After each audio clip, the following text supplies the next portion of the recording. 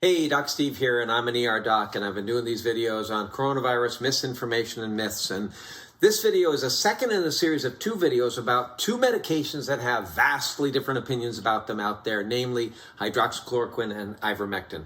I talked more about hydroxy in the first one, although I did talk a little bit about the early stages of ivermectin in that one. If you didn't see that video, take a look at it on the YouTube channel. If you don't want to look at it on the YouTube channel, then I'm going to give you a quick review. Some might even say a very quick review right now.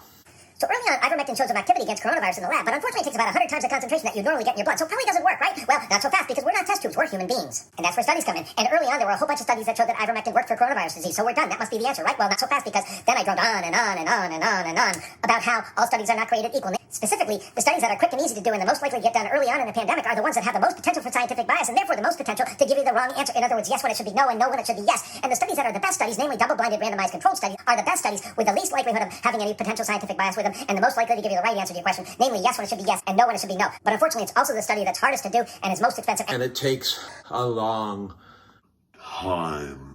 Did you get all that? I hope so, because I'm tired. I'm going to take a nap. I'm back. Power naps are great. So I want to point out that at the beginning of that first video, I made this comment. It's really risky to give an answer, a definitive answer about these meds and coronavirus because medical science changes and we always get new studies. Now that's not so true with hydroxy. As I said in that first video, a lot of studies that show it didn't work. Couple studies that show you're more likely to die with hydroxy in your system. Not really much evidence that it does work. I think the case is pretty much closed, but ivermectin is a really good example of how it's risky to make these statements. And let me tell you why. The sequence of events with Iver is that early on, I'd mentioned before, there was some mixed evidence that it might work in the lab.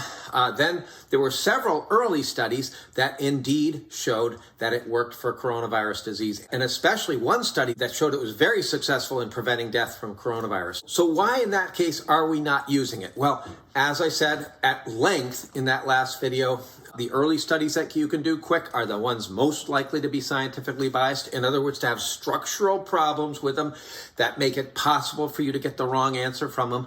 The ones that take longer are the double-blinded controlled studies, and those are the most likely to give you an accurate answer because there's the least potential for bias, as in scientific bias. And as it turns out, we now have several studies that show that ivermectin doesn't work with those more precise, most likely to be true studies. So if all the good studies say it doesn't work, why are we still saying this is an open question? Well, just so you know, it's not really an open question right now. Right now, the good studies show that it doesn't work. But what I am saying is that this is different from hydroxy in the sense that this is a good example where, as I've said before, medical science changes, and this answer could change with further studies. There's two basic reasons I'm saying that the answer to this question could change. So the first reason has to do with the side effect profile. If you watch the last video, you'll know that hydroxychloroquine has another anvil around its neck, namely its really bad side effect profile. You could drop dead and you can go blind. Ivermectin has a lot of annoying side effects, but you don't drop dead from it. Anytime you have a medicine that's got a really bad side effect profile, there's kind of a higher bar for it to reach in order for it to be recommended to be used. Ivermectin doesn't have that anvil around its neck, so it doesn't have to perform as well in order to be recommended. Now, a little timeout, a little qualification about the side effect issue. If you've seen the memes, you're not a cow, don't take a cow medicine. That was me doing the cow. Animal imitations are kind of a hobby of mine. I'm quite proud of the fact that I've had cows moo back at me from the field. Many times, actually, I'm quite good at it. There's two things those memes could be referring to. First of all, it could be talking about not taking a medicine that's mostly a veterinary medicine. Well, this is not completely true. There's good precedence in medicine for this. For example, one of the first medicines we found that worked for schizophrenia was originally a horse tranquilizer.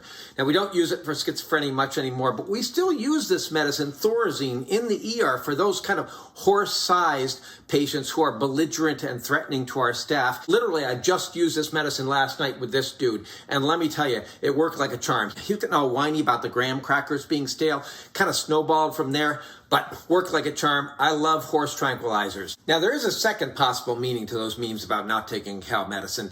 And if those memes are talking about not going down to the Tractor Supply or the Agway and getting the ivermectin they have there and taking it, then hear me. Doc Steve agrees completely with that, okay? There is no situation where you should be taking a medicine at a dosage that was designed for a critter 8 to 12 times your weight. If you do that, you will have a side effect profile worse than hydroxychloroquine, and includes seizures, coma, brain death, and death. And there have been deaths in this country from people taking veterinary preps of ivermectin. So hear Doc Steve and don't do it. Apart from the side effect issue, the second reason that ivermectin is a bit more of an open question, more so than hydroxy, is that it's not like there's no evidence that ivermectin works. There's very little evidence that hydroxy works. But first of all, there's that early evidence, and that's real evidence. It's not as good as the later evidence. But even the later evidence, when you look carefully at some of the data, some of those studies actually showed fewer deaths in the ivermectin group, which means the data was trending towards a positive effect of ivermectin, just not a big enough study to really show it. I'm not going to explain in depth what I mean by trending towards a positive effect. Take a look at my video on the Danish study on my YouTube channel. That explains it a lot better. But the short answer is when data is trending towards a positive effect, kind of means that if that study was a lot bigger, there's a good chance that the end result of that would have been a small positive effect of that medicine. It's a fact in medicine that the bigger your study, the more likely you are to be able to demonstrate small positive effects of a med. Now, fortunately, there's two huge multinational studies right now going on with ivermectin coronavirus disease. And at the end of those, we should have a real definitive answer about whether ivermectin works at all. Now, I'm going to tell you right now, for you ivermectin fans, we can know right now from what we see that ivermectin's not going to be a wonder drug, okay? It might come out at the end of those two big studies as having a small positive effect, not going to be a wonder drug. What I've been saying about ivermectin is borne out by the Infectious Disease Society of America's clinical guidelines for the treatment of coronavirus.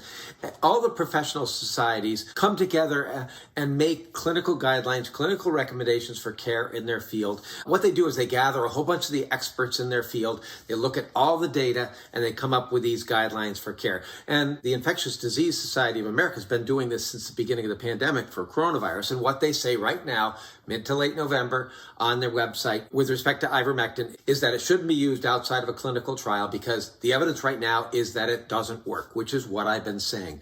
But these clinical societies, when they make these recommendations, they also give you the level of certainty that they have that the answer they're giving you is going to be the final answer. And with ivermectin, they actually say that they have a low level of certainty that that's right. And what they're telegraphing with that is that right now the evidence is that it doesn't work, but there's enough larger studies going on that that recommendation could change in the end.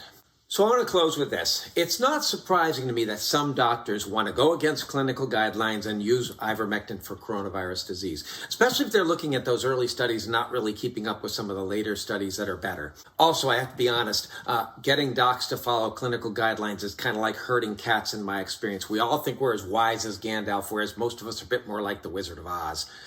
So it's not surprising to me that some doctors want to use ivermectin in coronavirus disease. What is surprising to me is the degree to which some doctors and some other individuals online promote this medicine as a wonder drug over and against clinical guidelines and the clinical evidence. And this is something that's happening that makes me want to go back and answer the question I posed at the beginning of the first of these two videos, and that is, why are there such vastly different opinions? And I hate to say this, but it feels like it comes down to politics. And when your medical opinions are determined by your politics, folks, that's a really, really dangerous situation. Indeed, this is something that's been worrying me the entire pandemic about the situation in this country with how we've dealt with the pandemic. So I want to close with an example, which is both a good and a bad example of what exactly I'm talking about. Back in September, one of our politicians, who's also a doctor, made this statement to a group of supporters. He said, they're not even studying ivermectin in coronavirus disease because they hate Donald Trump. Okay? Now, a little fact check here. At that point, there were 75 plus studies for ivermectin and coronavirus disease, many of them in this country and many of them even funded by our government. So I'm not sure who the they was, but to give this person credit, just a couple of days later, he backtracked significantly, even to the point of saying he wouldn't recommend using ivermectin in coronavirus disease. So clearly misinformed, became informed. And that's really the model for all of us. And that's really why I'm doing these videos. So, keep your eye out. Stay tuned for those big studies. We should get a definitive answer soon. And thanks for watching. See you later. Bye.